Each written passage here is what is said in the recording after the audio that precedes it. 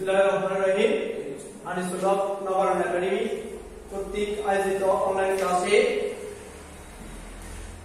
আমি আজকে গণিত বিষয়ে একটি সলিউশন প্রশ্নের সমাধান করার জন্য তোমাদের সাথে উপস্থিত হয়েছি। অষ্টম শ্রেণীর গণিত বইয়ে আমরা একটা সৃজনশীল করব, যে অঙ্কটা হচ্ছে দ্বিতীয় অধ্যায় অর্থাৎ শতকরা মুনাফা অধ্যায়ের একটা সলিউশন। আমরা আজকে উদ্দীপকটা এবং প্রশ্নগুলো আগে একবার পড়ে নিই এবং খাতায় সবাই লিখে নিই, যাতে করে আমরা পরে এই প্রশ্নগুলো সমাধান করতে আমাদের যাতে কোনো সমস্যা না হয়। আমি প্রশ্নটা বোর্ডে লিখছি এবং মুখে বলে দিচ্ছি, তোমরা সবাই তোমাদের খাতায় লিখে নাও। জনাব শফিক বার্ষিক 7% মুনাফায় 30,000 টাকা একটি ব্যাংকে জমা রাখবেন। এটা হচ্ছে আমাদের উদ্দীপক, অর্থাৎ বার্ষিক মানে 1 বছর, 7% মানে শতকরা 60 টাকা, মুনাফায় 30,000 টাকা একটি ব্যাংকে জমা রাখবেন। তাহলে আমাদের প্রশ্ন হচ্ছে তার 5 বছরের সরল মুনাফা নির্ণয় করা, অর্থাৎ আমাদেরকে 5 বছরে তার সরল মুনাফা নির্ণয় করার জন্য বলা হয়েছে।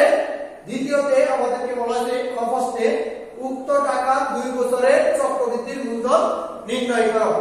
তারপরে বলা হচ্ছে 3 বছরের সরল মুনাফা ও চক্রবৃদ্ধির মুনাফার পার্থক্য নির্ণয় করো। আমরা সকলেই নিশ্চয় প্রশ্নটা লিখছি এবং এখন আমরা প্রথম প্রশ্নের সমাধান করতে যাব। দেখো আমাদের প্রথম প্রশ্ন হচ্ছে 5 বছরে সরল মুনাফা কত। তাহলে আমাদের এখানে দেওয়া আছে শফিক বার্ষিক 7% মুনাফায় 30,000 টাকা। তাহলে আমাদের আসল হচ্ছে আমরা লিখব ক আসল ফি সমান 30,000 টাকা। এটা হচ্ছে আমাদের আসল।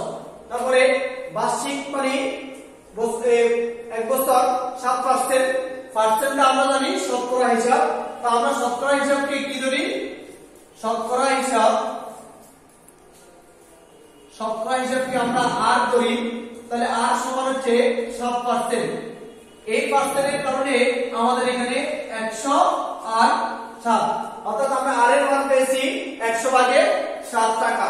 তারপরে আমাদেরকে প্রশ্ন বলা হয়েছে 5 বছরের, এজন্য আমরা লিখব সময় n সমান 5 বছর। তাহলে আমাদেরকে বলা হয়েছে সরল মুনাফা নির্ণয় করো। আমরা সকলেই জানি সরল মুনাফা সমান আয়। তাহলে আমরা এখন লিখব সরল মুনাফা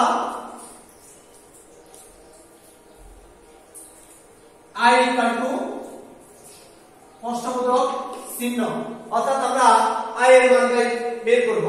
তাহলে আমরা এখন লিখব, আমরা জানি I equal to P N R. I equal to P N R. আমরা পি এর মান কত পেয়েছি? 30,000 টাকা এবং এর মান পেয়েছি আমরা 5 বছর, আর এর মান পেয়েছি আমরা 100 ভাগে 7। দেখো আমাদের এখানে পি এর মান বসানো হয়েছে, তারপরে এখানে কোনো চিহ্ন নাই মানে গুণ চিহ্ন, তারপরে এর মান বসানো হয়েছে, তারপরে আর এর মান বসানো হয়েছে। এখন আমরা দুইটা ভাবে এই অঙ্কটা করতে পারি, সেটা হচ্ছে এই 30,000 5 এবং 7, এই তিনটাকে যদি গুণ করে 100 দিয়ে ভাগ করে আমরা এখানে উত্তরটা বসাই দিই তাও পারবো। আর যদি আমরা সেটা না করি, এই দুইটা শূন্য এবং এখান থেকে দুইটা শূন্য বাদ দিয়ে বাকি সংখ্যাগুলো গুণ করে বসাবো, তাও আমরা করতে পারবো। আমরা দুইটা ভাবে যেভাবে করে নিই অঙ্কটা হয়ে যাবে। তাহলে আমরা দুইটা শূন্য এখানে বাদ দিয়ে দিই, এখানে আমরা দুইটা শূন্য বাদ দিয়ে দিছি, বাকি আমাদের এখানে আছে 300 টাকা এবং 5 7। তাহলে আমরা এই অঙ্কটা পাশে গুণ করে দেখতে পারি 300 আর এখানে 5 7 35, অর্থাৎ আমরা 35 দিয়ে গুণ করে দেখব, সেটা হচ্ছে 0, তারপরে 5 0 0 3 5 15 1 और 5। আমরা যদি ক্রস দিই তাও দিতে পারবো, আর যদি বলি আমরা একটা শূন্য দিব তাও দিতে পারি। তারপরে 3 0 0 3 0 0, তার 3 3 9। তাহলে আমরা যোগ করে দিলাম 10,500 টাকা, অর্থাৎ 10,500 টাকা আমাদের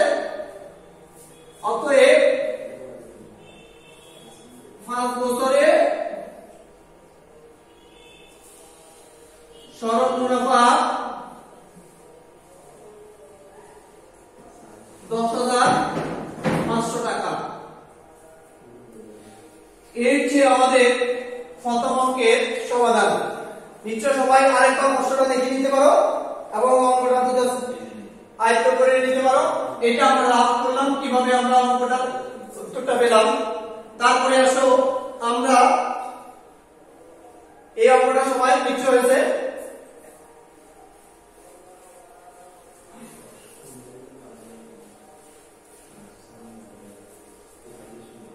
তারপরে আমরা যাব দ্বিতীয় প্রশ্নে। দ্বিতীয় প্রশ্ন আমাদের বলা হয়েছে শফিক সাহেব জনাব শফিক সাহেব 7 বছরের মুনাফায় 30,000 টাকা একটি ব্যাংকে জমা রাখলে উক্ত টাকা মানে আমাদের 30,000 টাকা এবং 2 বছরের চক্রবৃদ্ধির মূলধন। উক্ত টাকাটা হচ্ছে আমাদের 30,000 টাকা। আর যেহেতু মুনাফার হারও দিয়ে দিয়েছে, সময় আমাদের 2 বছর দিয়ে দিয়েছে, তাহলে আমরা এখানে লিখব, এখানে আমরা আগেই বলেছি আসলকে আমরা ফি ধরি, এজন্য আর আসল লিখলাম না। এখন আমরা লিখব ফি সমান 30,000 টাকা আর সরল মুনাফা মানে আর সমান হচ্ছে 7% সমান 100 ভাগে 7। তারপরে আমাদেরকে সময় দেওয়া আছে 2 বছর, এন্ড মানে 2 বছর, তাহলে এর মান পেয়েছি আমরা 2 বছর। এই তিনটা মান আমরা এখানে পেয়েছি, একটা হচ্ছে আর এর মান, একটা ফি এর মান আর একটা হচ্ছে সময়। এখন আমাদেরকে বলা হয়েছে চক্রবৃদ্ধির মূলধন নির্ণয় করো। চক্রবৃদ্ধির মূলধন হচ্ছে সি ইকুয়াল টু প্রশ্নবোধক চিহ্ন। তাহলে আমরা জানি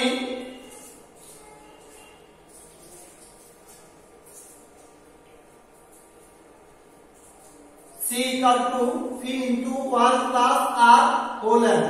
এটা হচ্ছে আমাদের চক্রবৃদ্ধি মূলধনের সূত্র।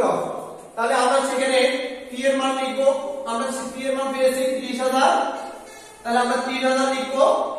তারপরে ব্র্যাকেট এই 1টাকে যেহেতু আমরা অঙ্কটা বাংলায় করতেছি, তাহলে একটা আর এর মানটা পেয়েছি আমরা 100 ভাগের 7, এর মানটা আমরা পেয়েছি 2 বছর। এইগুলো হচ্ছে আমাদের মান। পি এর মান 30,000, এর আমরা সংখ্যায় বাংলায় লিখেছি যোগের যোগ, আর এর মানটা আমরা পেয়েছি 100 ভাগের 7। উপরে এর আছে, এর এর মান হচ্ছে 2, আমরা 2 দিয়েছি। তারপরে 30,000, এখানে আমরা ভগ্নাংশ যোগ করব।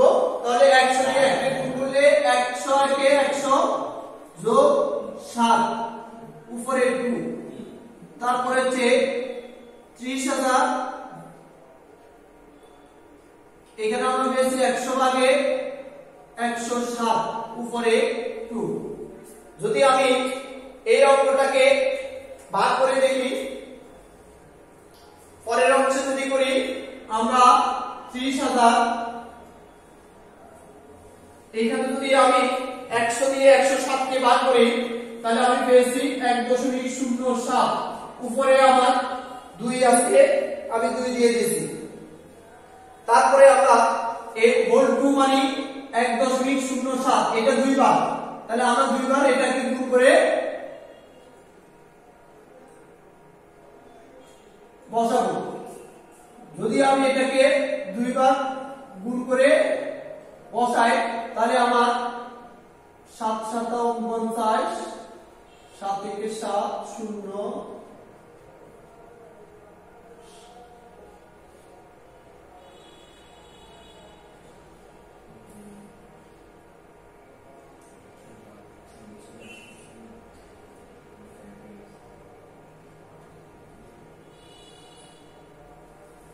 এর চেয়ে আমার 1.07 হোল 2 মানে 2 বার, আমি 2 বার গুণ করেছি। যেহেতু আমরা দশমিকটা একদম সবার শেষে আমি বসাচ্ছি, দশমিকের পরে 1 ঘর 2 ঘর, এখানে 1 ঘর 2 ঘর, মোট হচ্ছে 1 2 3 4। আমরা যখন সংখ্যাটা যোগ করে বসালাম, তাহলে আমাদের দশমিকের পরে 1 2 3 4, আমরা ডান দিক থেকে সংখ্যার ঘরগুলো বুঝতে দিব। এর চেয়ে আমাদের এখানে গুণ, তাহলে আমি এখানে গুণ করে পেলাম 1.1049, অর্থাৎ 1.1049 1449। এটা হচ্ছে আমি এই 1.07 কে দুইবার গুণ করার পর। এখন হচ্ছে আমার যেহেতু অঙ্কটা একটু বড়, তাহলে আমরা এটাকে ক্যালকুলেটর ব্যবহার করে সবাই করে নিতে পারি। 30,000 গুণ 1.149। এটাকে যদি আমরা গুণ করি, অর্থাৎ এই 30,000 কে এই সংখ্যাটা দিয়ে গুণ করলে আমাদের হইতেছে 34,347 টাকা।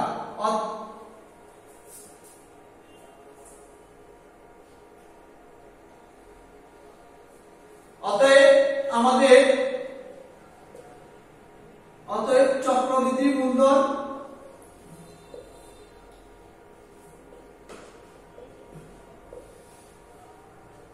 $34,347 টাকা। এর যে আমাদের দ্বিতীয় প্রশ্নের সলিউশন, উক্ত টাকার 2 বছরের চক্রবৃদ্ধি মূলধন কত? আমরা উক্ত টাকার 2 বছরের চক্রবৃদ্ধি মূলধন পেয়েছি 34,347 টাকা। আমরা সবাই নিশ্চয় অঙ্কটা উঠেছি। এখন আমরা ঘ নাম্বার প্রশ্নের সমাধান করব।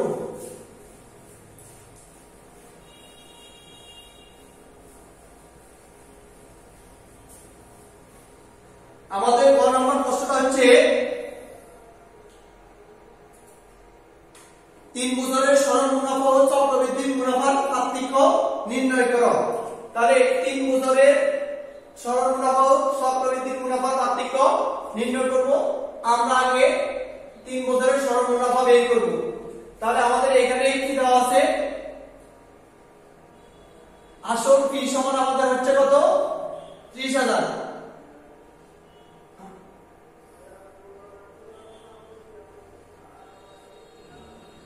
তারপরে মুনাফার হার R = 7% সমান 100/7। তারপরে সময় N = 3 বছর। এর যে আমাদের উদ্দীপকে যে শর্তগুলো দেওয়া আছে আমরা এই শর্তগুলো লিখলাম। তাহলে আমাদের সরল মুনাফা হচ্ছে I = প্রশ্নবোধক চিহ্ন, যেহেতু আমরা সরল মুনাফা বাই করব। তাহলে আমরা জানি I = P&R। ফি এর মান আমরা পেয়েছি কত? 30,000 টাকা, গুণ R এর মান আমরা পেয়েছি 3,000 টাকা, আর R এর মান পেয়েছি আমরা 100/7। আমরা কি করছি? ফি এর মান পেয়েছি 30,000, লিখলাম 30,000। R এর মান আমরা পেয়েছি 3 বছর, লিখলাম 3 বছর। তারপরে R এর মান পেয়েছি আমরা 100/7। এখন আমরা যদি ইচ্ছে করি এই 30,000, 3 এবং 7 এই তিনটাকে গুণ করে তারপরে 100 দিয়ে ভাগ করিয়ে আমরা রেজাল্টটা বাই করতে পারি। নতুবা আমরা যদি সংখ্যাটাকে এই একটা শূন্য, এই একটা শূন্য এইভাবে করে বাকি আমাদের এখানে আছে 300, এখানে আছে 3 এবং 7, এই সংখ্যাটাকে আমরা গুণ করে বের করতে পারি 300 আর 3 দিয়ে 7 দিয়ে গুণ করলে 3 × 7 = 21। তাহলে আমাদের বাইরে হচ্ছে 1 এর 0 0, 1 এর 0 0, 3 1 এর 3, তারপরে আবার করব 2 এর 0 0, 2 এর 0 0, 3 2 6, অর্থাৎ 6,300 টাকা। আমরা সরল মুনাফা পেয়েছি 6,300 টাকা। এটা আমরা সরল মুনাফা পেয়েছি। এখন হচ্ছে যেহেতু চক্রবৃদ্ধি মুনাফার পার্থক্য বের করতে হবে, আমরা পথে একটা সমাধান বের করছি চক্রবৃদ্ধির মূলধন। সেহেতু আমরা চক্রবৃদ্ধির মূলধন আমরা সেখানে 2 বছরে বের করছি। এখন আমরা চক্রবৃদ্ধির মূলধন আবার বের করব। আবার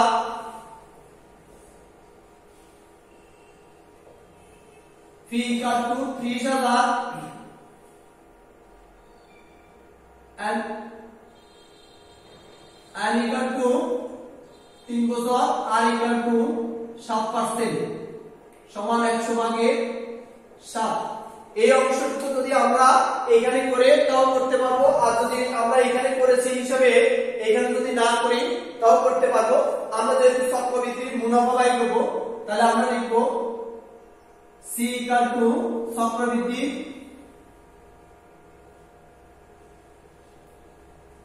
মুনাফা P into 1 plus R whole r minus P। এটা হচ্ছে চক্রবৃদ্ধির মুনাফার সূত্র। তাহলে চক্রবৃদ্ধির মুনাফার সূত্র হলে আমরা P এর মান পেয়েছি 30,000, এখানে লিখব 30,000 গুণ 1, R এর মান পেয়েছি আমরা 100 ভাগে 7, উপরে আমরা পেয়েছি N এর মান 3, তাহলে 3, P এর মান 30,000। তারপরে আমরা আবার লিখব এখানে 30,000 গুণ, এখানে আমরা ভগ্নাংশে যোগ করব 1। এখানে আমাদের মনে মনে একটা 1 আছে, 1 এবং 100 এর লসাগু 100। আমরা ভগ্নাংশে যোগ করার সময় বলি হদ্দি ভাগ লব্দি গুণ।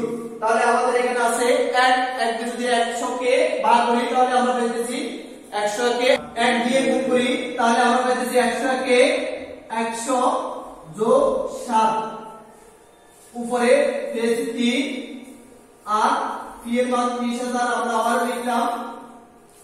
তাহলে আমাদের এখানে 30,000, তারপরে এখানে পেয়েছি আমরা 100 ভাগের 107, উপরে 3 বিয়োগ 100, 30,000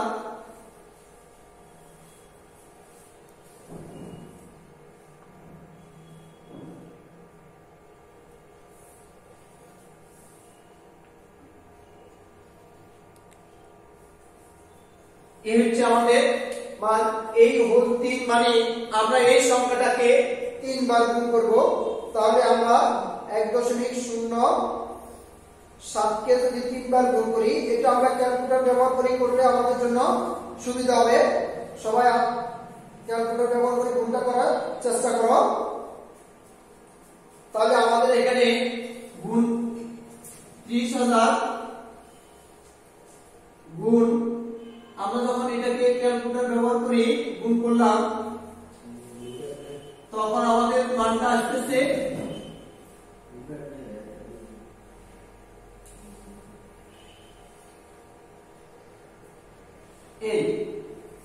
এই মানটা আমরা এখানে পেয়েছি। তারপরে এটাকে যখন আমরা এই 30,000 দিয়ে গুণ করব তখন আমাদের মানটা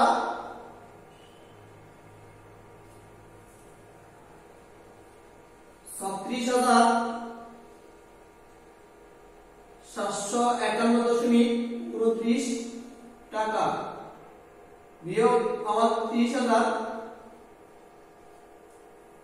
এই 30,000 টাকা যদি আমি বাদ দিয়ে দিই তাহলে আমি চক্রবৃদ্ধি মুনাফা পাবো। তাহলে আমি 30,000 টাকা বাদ দেওয়ার পরে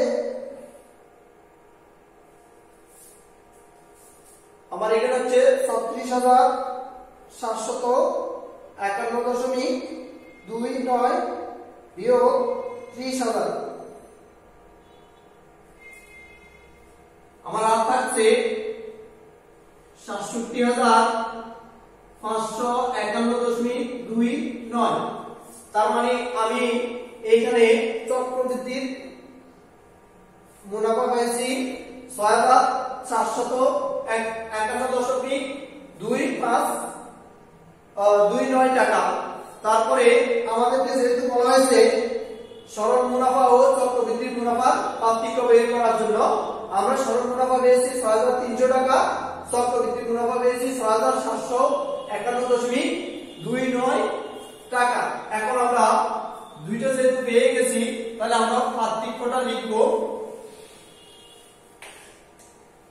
সরল মুনাফা ও চক্রবৃদ্ধির মুনাফার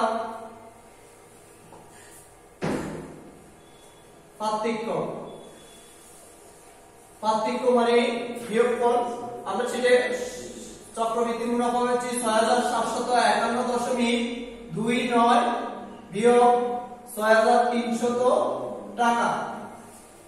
তাহলে আমাদের পার্থক্য এসে দশমিকের পরের 2 9 1 থেকে 0 বাদ দিলে 1, 5 থেকে 0 বাদ দিলে 5, 7 থেকে 3 বাদ দিলে 7। তাহলে আমাদের পার্থক্য দাঁড়াচ্ছে 451.29 টাকা। অতএব মুনাফা সরল মুনাফা চক্রবৃদ্ধির মুনাফা পার্থক্য